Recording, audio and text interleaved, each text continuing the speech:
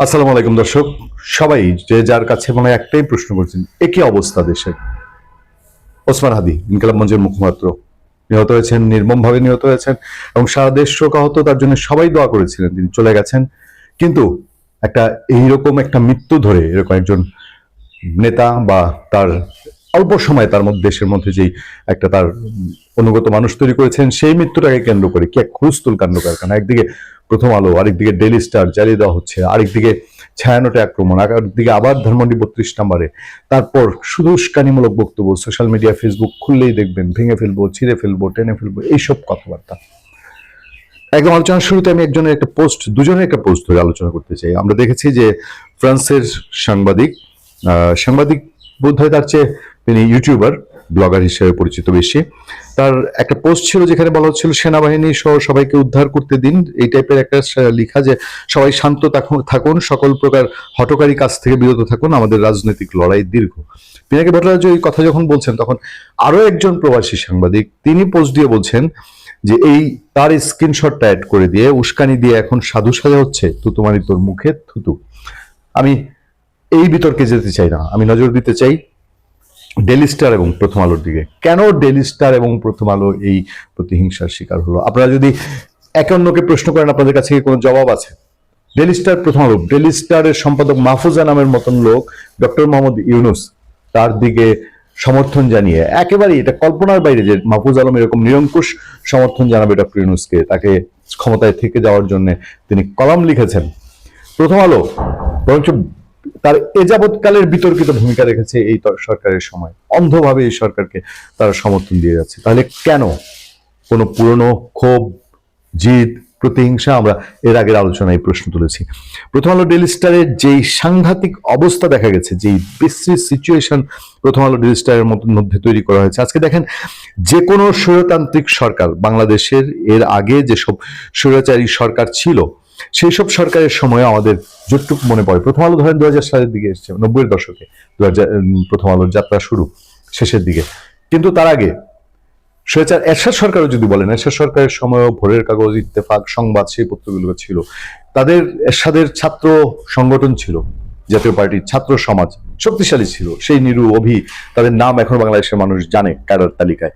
সেই শক্তিগুলো থাকার পরেও এইভাবে গিয়ে এরশাদ তার সামরিক বাহিনী দিয়ে বা তার ইন্টেলিজেন্স দিয়ে সংবাদপত্রের ত্রুটি চেপে ধরার বহু চেষ্টা করছে, কিন্তু এইভাবে তার সময় লেলিয়ে দিয়ে, ছাত্র সংগঠন লেলিয়ে দিয়ে কোনো পত্রিকা অফিস বন্ধ হয়ে যাওয়া, সারা পৃথিবীতে কি মেসেজ যাচ্ছে আমাদের?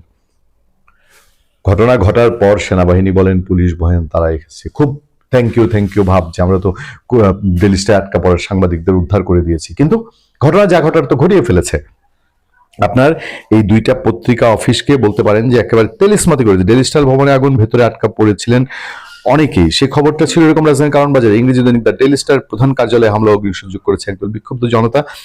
রাত 12টার দিকে তারা অবস্থান নেয় এবং এক পর্যায়ে ভিতরে ঢুকে ভাঙচুর চালায়। ইনকিলাব মঞ্চের মুখপাত্র শরীফ হাদির মৃত্যুর খবর ছড়িয়ে পড়ার পর রাজধানীর বিভিন্ন স্থানে বিক্ষোভ শুরু হয়। বিক্ষুব্ধ জনতা প্রথমে কারণ বাজারের প্রথম আলো কার্যালয়ে হামলা চালায় এবং পরে পার্শ্ববর্তী ডেইলি স্টার ভবনে চড়াও হয়। প্রত্যক্ষদর্শী সে জানা, হামলাকারীরা ভবনের কাজ ভাঙচুর করে এবং নিচতলায় আসবাবপত্র, নথিপত্রে আগুন ধরে। ভিডিও আছে, সোশ্যাল মিডিয়া প্রচুর ভিডিও আছে। ডেইলি স্টারের উপরে কি এক উন্মাতাল নৃত্য শুরু করেছে। অগ্নিকাণ্ডের সময় ভবনের ভেতরে অনেক সংবাদকর্মী কাজ করছিলেন। আগুনের তীব্রতা ও ধোঁয়ায় তারা নিচে নামতে না পেরে ভবনের ছাদে আশ্রয় নিয়েছেন। সামাজিক যোগাযোগ মাধ্যমে ছড়িয়ে পড়া ভিডিও এবং আটকে পড়া সাংবাদিকদের আটটিতে জানা গেছে তারা প্রচন্ড ধোঁয়ায় শ্বাসকষ্টে ভুগছেন এবং দ্রুত উদ্ধারের আবেদন জানাচ্ছেন। সারা পৃথিবী বাংলাদেশে এই ডেইলি স্টার এবং প্রথম আলো তো টয়লেট পেপার না। এই পত্রিকাগুলো বাংলাদেশের যত যাই বলেন, আপনি ফেলে দিতে পারবেন এই পত্রিকাগুলোকে। আমরা বহু সমালোচনা করি এর মধ্যে ডেইলি স্টার প্রথম আলো নিয়ে, কিন্তু ফেলে কি দিতে পারছি? তাদের নিউজ আমাদেরকে কোট করতে হয় না, দেখতে হয় না?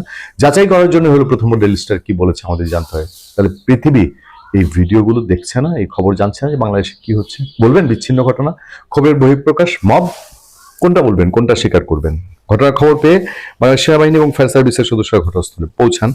রাত 1টার দিকে ফায়ার সার্ভিস ইউনিটগুলো আগুন নিয়ন্ত্রণের কাজ শুরু করে। সেনাবাহিনী পুরো এলাকা ঘিরে রেখেছে এবং ভবনের ভেতরে ছাদে আটকে পড়াদের নিরাপদে সরিয়ে নেওয়ার চেষ্টা চলছে। সর্বশেষ অবস্থান ছিল সেনাবাহিনী ঘটনাস্থলে উপস্থিত হয়ে পরিস্থিতি নিয়ন্ত্রণে আনার চেষ্টা করেছে। ফায়ার সার্ভিস ভবন থেকে আটকদের মধ্যে উদ্ধারে মই ব্যবহার করছে।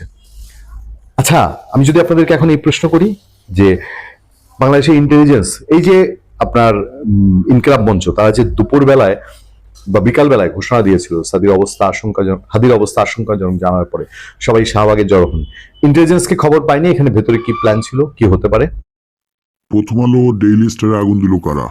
নাকি অন্য কারো বা সরকারের ভেতর থেকে কারো আগ্রহ ছিল যে প্রথম আলো ডেইলি স্টার সেই আত্মচিৎকার, আর শ্বাস নিতে পারছি না, আমাকে মেরে ফেলছো, আটকা পড়া ডেইলি স্টার সাংবাদিক, তার সেই চিৎকার দেখেন। ইনকিলাব মঞ্চের আহ্বায়ক অফিসের কাজ করা এলাকার অবস্থা সংবাদপত্র প্রথম আলো ডেইলি স্টার ভবনে আগুন দেয় বিক্ষুব্ধ কয়েকজন।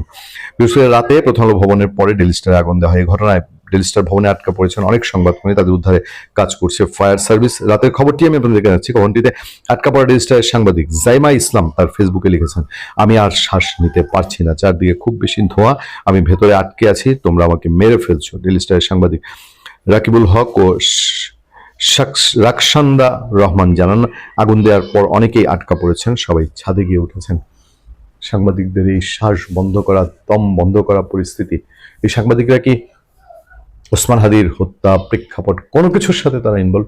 একটা রিপোর্ট প্রথম যে রিপোর্টটা করেছে, আমি সেদিন একটা রিপোর্ট ধরে আলোচনা করছিলাম ওসমান হাদিকে নিয়ে, প্রত্যেক পরতে প্রথম আলো ছাত্রলীগের নাম এনেছে, ফয়সাল ছাত্রলীগের কারার সেই পরিচয় দিয়েছে। প্রথম আলোর রিপোর্টগুলোর ধাঁচটা এরকম ছিল। তাহলে কেন প্রথম আলো ডেইলি স্টারের উপরে এই মবের দায়িত্ব কে নিবে? ভালো থাকবেন, সুস্থ থাকবেন। আপনাদের সাথে আমি আতিক রহমান, পূর্ণিয়া।